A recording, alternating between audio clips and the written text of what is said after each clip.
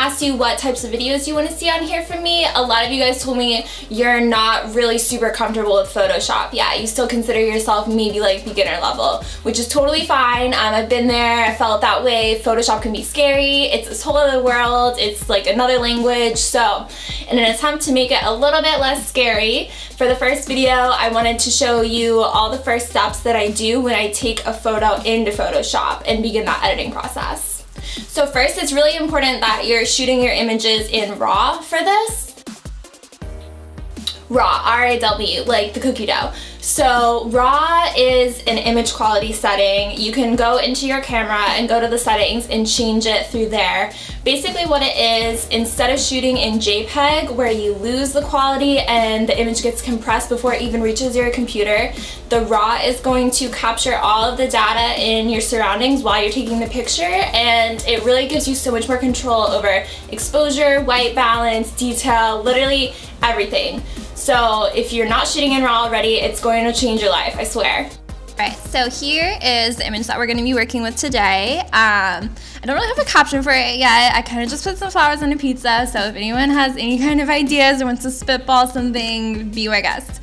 So as you can see, there's a lot of images to pick from. I feel like you should always overshoot. So even if you feel like you got the shot the first time, shoot 3 more, shoot 5 more.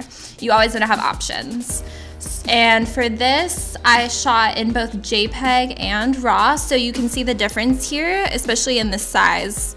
So the JPEG you can see is so much smaller, and then the RAW, which is this NEF file here, just has so much more data to work with. It's going to be such a higher quality photo. So we're just going to double click to bring that into Photoshop.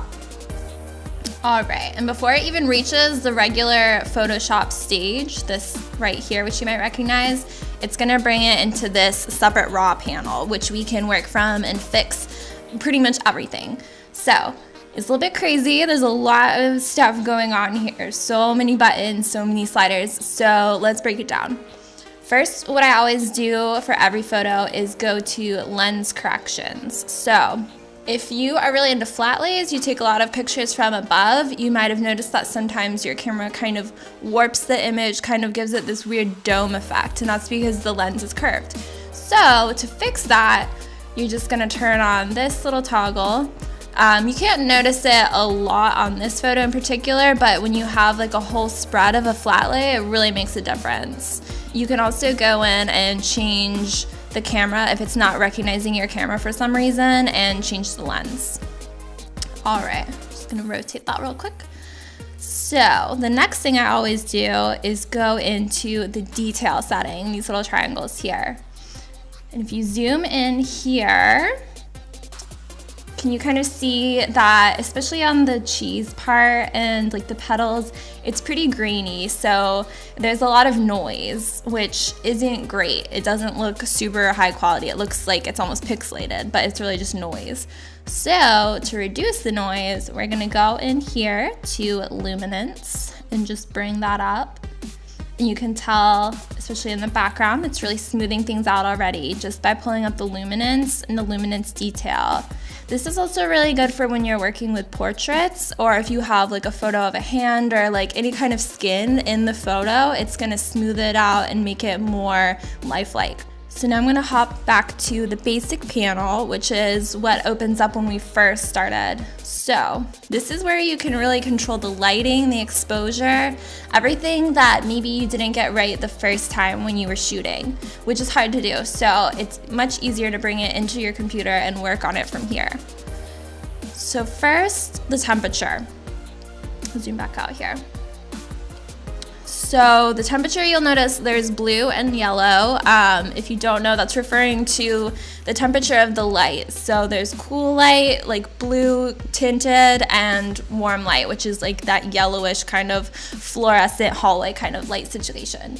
So typically I want to keep it in the daylight range, which is anywhere from 5500 to 5700.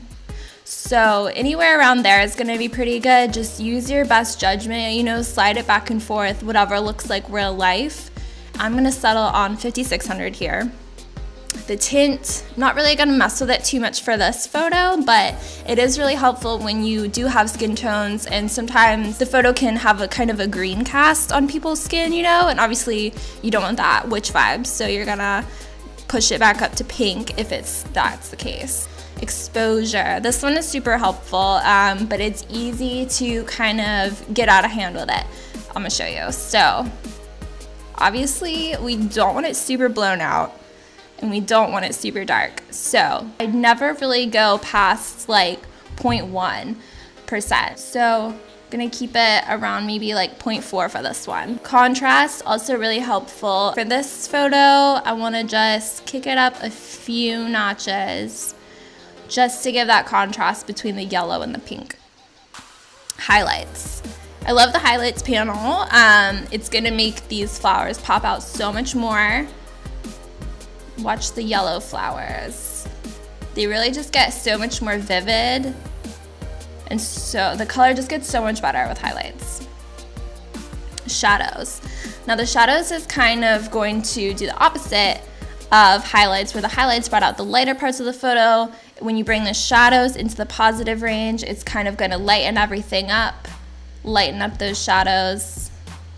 You can see even on the background, like the actual cast shadows, but I'm using it for this purposes. If you can see around the crest here, it's pretty dark. I don't love dark spots in my style photography, so I'm kind of gonna bring that up a pretty good amount. Whites is kind of like highlights. It's going to lighten the whitest parts again. So we can bring that up.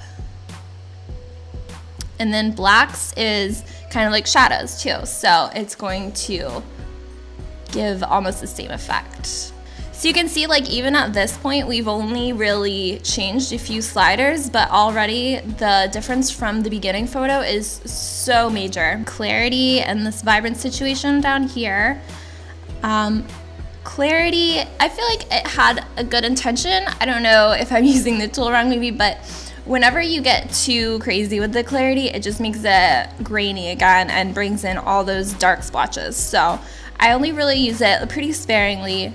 And then vibrance, I like to bring that up a lot if there's a lot of color, maybe to, like, and by a lot I mean like maybe this range, like 15, not super crazy. Saturation, I never really touch that slider on here. I'm not really a big fan of overly saturated photos. I feel like that was the trend when Instagram first started, you know? So kind of moving away from that. It looks pretty good to me from here. So I'm gonna hit open the image, and it's gonna think for a second and bring it into the actual Photoshop application. All right. So from this point, I always go to crop first. This crop tool over here, you can also shortcut C. And for my purposes, the photos that I take are usually just gonna end up on Instagram, on social media, so I like to crop them to a perfect square. But if you want a different ratio, you can go into this tool panel up here and give really any kind of ratio. All right, so that looks nice and centered. So just gonna hit enter, it's gonna apply that for me. And then another quick thing that I do whenever I'm taking a picture of something circular, especially, I'm going to go into edit and perspective warp.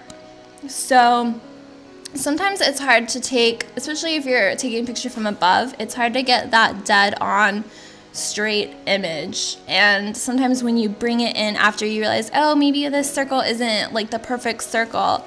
So this perspective warp is gonna just fix that for us. So you're gonna drag the square around the whole image in layout. When you're happy with that, you can kind of adjust it if you want, just pulling these. It's just the frame. And then you're gonna click warp, and then you can pull on these four corners here and kind of pull it towards you, pull it away from you, whatever you need to do to make that circle look right to you. So mine looked like it was a little wonky, it was a little lopsided, so that's looking a lot better. I'm gonna hit enter, it's gonna apply that for me. The next thing that I always do is you can see the background isn't so perfect. Obviously, there's wrinkles in the paper. It was probably a dirty paper, to be honest. I should have changed it. But there's highlights, there's like funky shadows. So from here, I'm always going to create a mask. The mask is something I want to talk about in more depth later on. It's kind of its own thing. So for this purpose, I'll just kind of speed it up for you. But basically what I'm doing is taking the wand tool, selecting everything that I don't want in the photo, which is that funky background.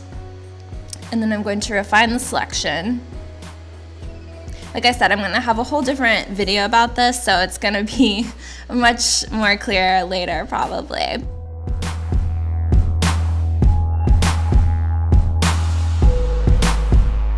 Alright, so after a little bit of masking, I'm going to show you guys the big reveal. So just from making these adjustments in the raw window, we were able to bring it from this to this. Hopefully that was helpful. I know that when I was first starting out, I shot in JPEG all the time. I didn't know what RAW was, so when someone told me what RAW was, it literally blew my mind. It totally changed my photography. And I hope that I gave you guys some tools that you can take away from this and apply it to your own. Next up on the list, definitely masking. Like I said, getting that perfectly solid background. Tips and tricks, styling wise, working with brands and pitching. And if there's anything else you want to know, just let me know and I'll get to it. Thanks guys.